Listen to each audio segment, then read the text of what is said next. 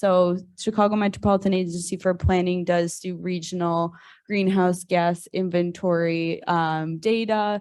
They publish this data and make it a resource for all 7 counties within the Chicago metro region. So new data has been added for 2019. They did make a note that they had collected data for 2020, but due to the COVID-19 pandemic, that data was highly skewed because of everything that went on. So they used 2019 data to because it would measure the trends of a regular time.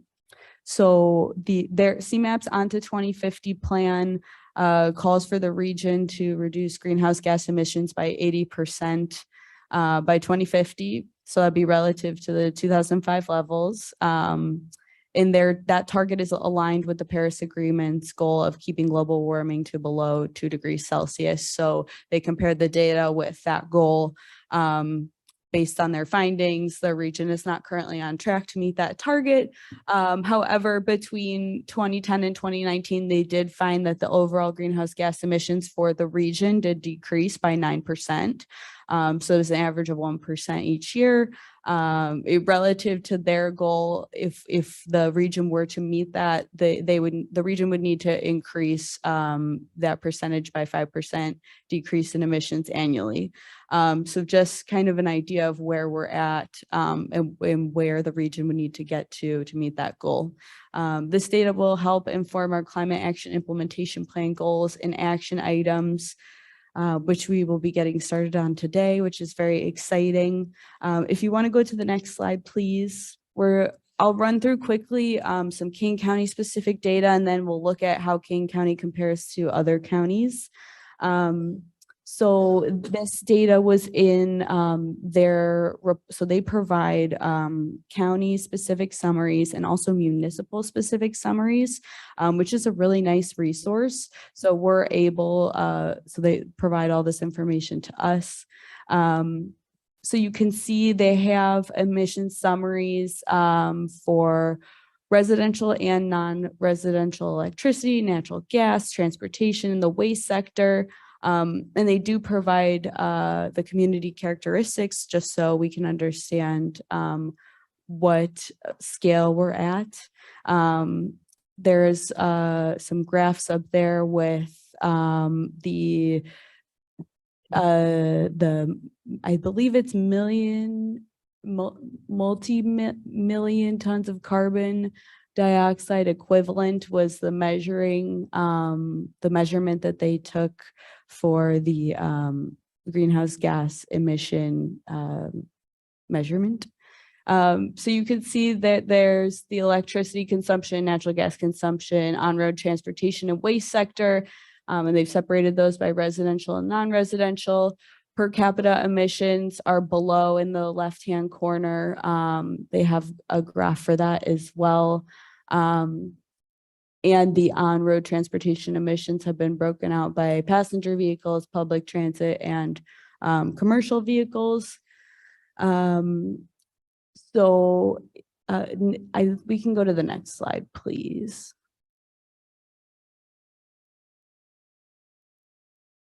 And so they did break out, with this data review, they looked at stationary energy, they looked at transportation and waste. So those were 3 of the key items that they measured.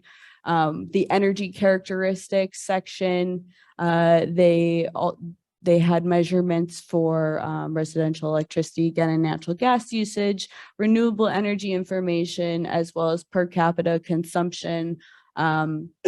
So I believe the residential electricity kilowatt hours per person for Kane County was right around 3,000 kilowatts per hour. The CMAP, and then they have a comparison with the CMAP region. Natural gas consumption was, they have that up there as well. And then they did also break out the transportation characteristics. So the main mode of travel was to use your car alone. We had a lot of single drivers. They did also have electric vehicle information. And more transportation details on the right-hand side. Next slide, please. So Blair, could you please pull up the additional slides now? That'd be great. So they did provide some additional data as to how the counties compared to each other. So I just want to share a little bit of that. So you can see Kane County is right there in the middle. This was their data findings for the total emissions by county and also per capita. So Cook County, including the city of Chicago, did have the majority, more than half of the greenhouse gas emissions for all the metro region. The Kane County per capita emissions was very close to other counties. I think it was right around like 13.514 million metric tons of carbon dioxide equivalent. And then just so you can get an idea of what that looks like, 1 metric ton is equal to 2,200 pounds, which, because it's a gas form, that would look like a giant, if you were to think of it as a cube, it would be a cube made out of telephone poles. So 13 of those is what our average resident in Kane County produces emission-wise per year, or in 2019. A whole lot. Yes. So that's interesting.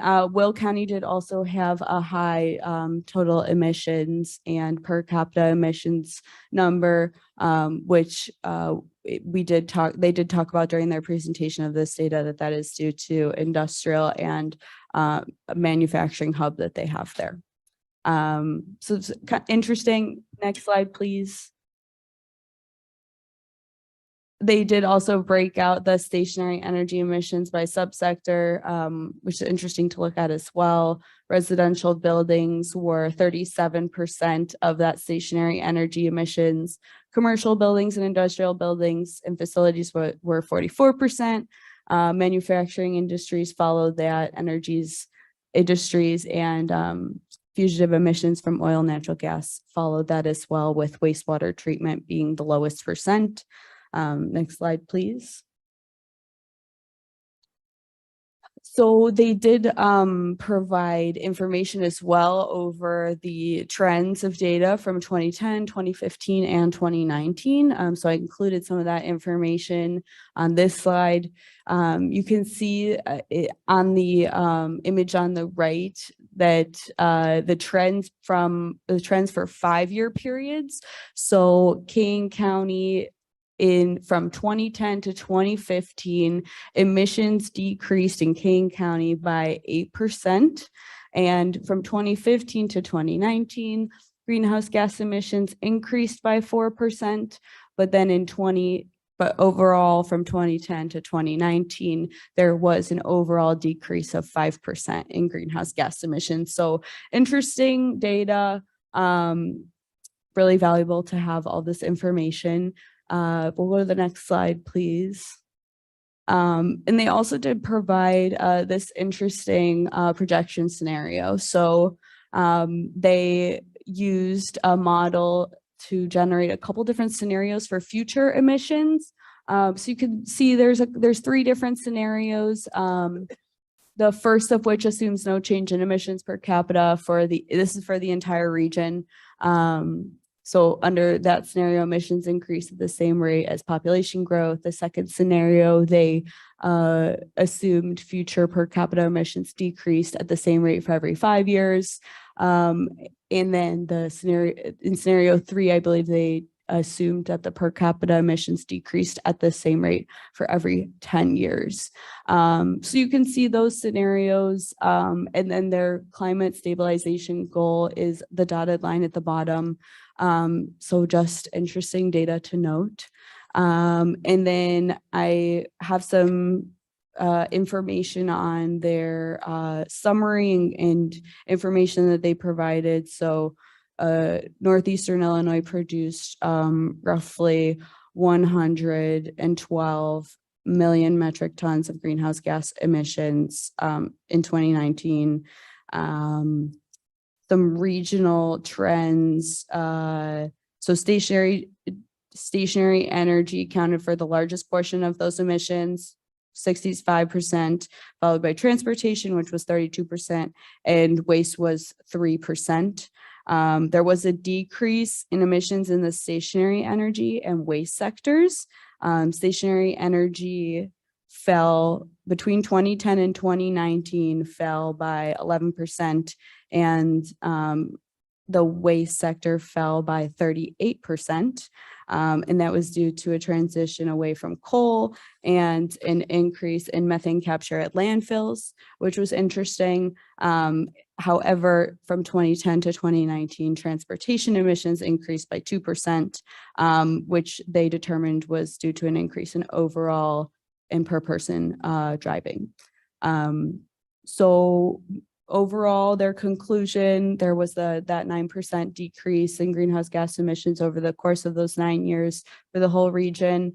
In order for the region to get on track with their predicted or their estimated climate stabilization goal, that wasn't close enough to their goal. However, their 2050 plan does include recommendations for reducing emissions. So just valuable information, very interesting. And this will be perfect for our climate action plan. Exactly. And I'm happy to send out more information as well. I can send all of the links out to all the board members. Okay, thank you. Yep, that's all I have for today. Okay. Thanks.